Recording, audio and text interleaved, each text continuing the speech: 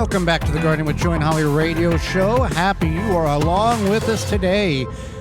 When it comes to watering, Holly, many of us fail at that particular activity, whether it's overwatering or underwatering, and most of the time we swing and we miss, and the plants suffer because of our uneducated awareness, I guess, of what we should have been doing properly.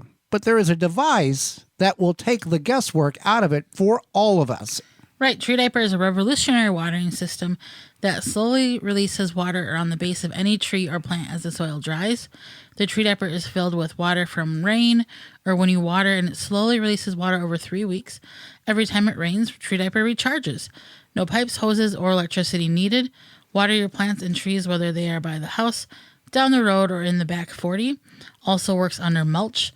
Whether you're a first-time gardener or advanced, Tree Diaper will improve the way you water your plants. Made in the USA. You can check out all the sizes they have available at treediaper.com. That's treediaper.com. Well, when it comes to bee-friendly gardening, we may or may not be aware of the impact that our garden have on the local population of pollinators. If you're looking for good pollinating plants, you can go to Finding Nectar. It's just outside of Denver. You can go to 15550 Highway 72 in Arvada and check them out. You can also find them on findingnectar.com. We welcome them to the program.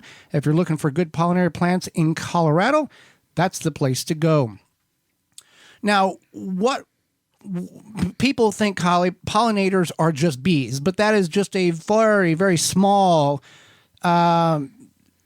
tip of the iceberg of what pollinators are actually doing or can do in your garden if you have the proper system set up with flowers and vegetables. Absolutely. So there's many bugs, insects, whatever you want to call them, that pollinate, and that just doesn't include bees. It also includes butterflies, moths, some beetles, and bats. Yes. So you can, if you want to even go as far as get something like a bat house, you can do that, and that will help the pollination. What's the word I'm looking for? Help the pollination. Yeah, pollination. And I know a lot of people think that, okay, well, I don't want bats around my house, but the bats, they sleep during the day. They come out late at night.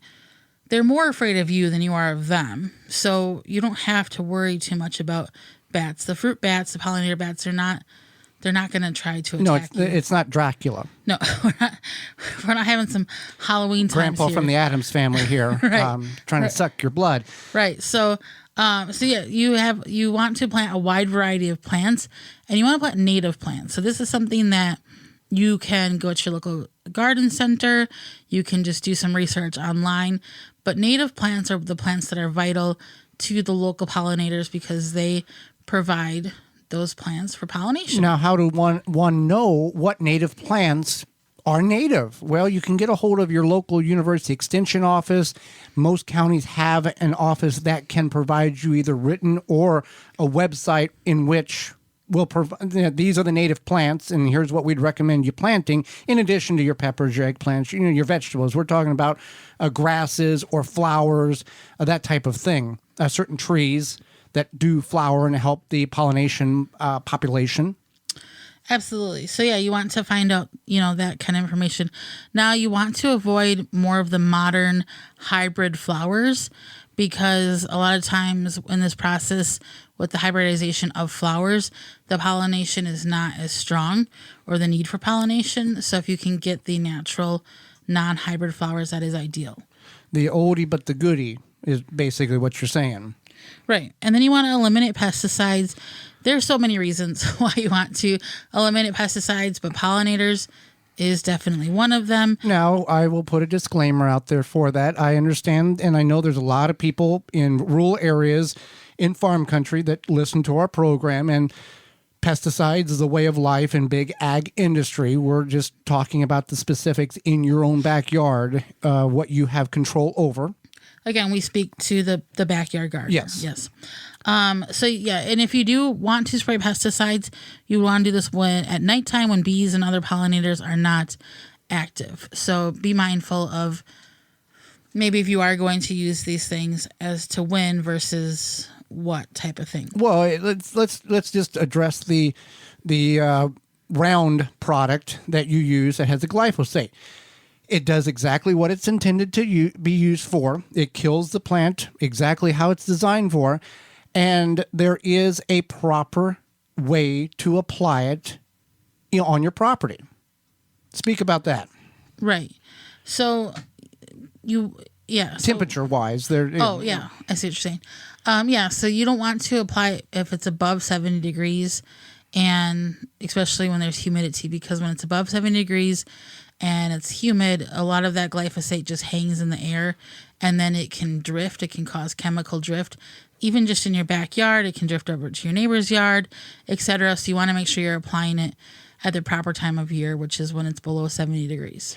Right. And I've told the story before on the farm, spraying companies, that they can't wait for that. The corn or the soybeans are planted. They come in and spray as long as the wind is below a certain mile per hour and it's 90 or 100 degrees or whatever. And you smell that for quite some time as it drifts across the landscape. And that's just the way it is.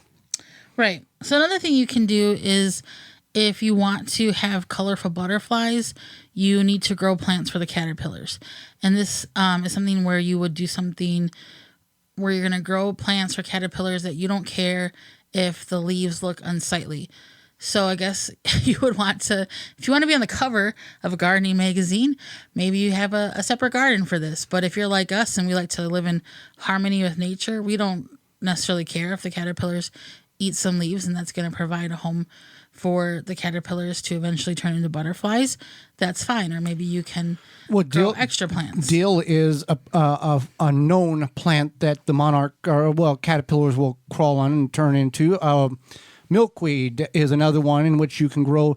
There's different types of milkweed based on your geographical area, and that is the only plant that monarchs will lay their larvae on, and the larvae feeds off of the milkweed. So that is a very beneficial plant to have, and in some degree it will spread by itself. We've had that, some years in the garden we've had a lot, and some years we've had none. So it's very interesting how that particular plant controls itself. But butterflies, even pollinators being hummingbirds. Hummingbirds pollinate as well, and you can incorporate hummingbird feeders into your landscape as well. Right. And then this is a new one that I learned about, is that you want to use what's called a salt lick for butterflies and bees. So butterflies not a cow lick like you do in the pasture. No, okay. No. All right. So what you would do is you would take like a dripping hose or drip irrigation, and then you put, or in your bird bath, and you place this on bare soil to create what's like a damp area, or we did this with like a bee bath where we put the rocks. Was it rocks? Yes, it was rocks. Yeah. And then Smooth rocks. Smooth rocks. And then you put like just some water in a small dish or a smaller dish.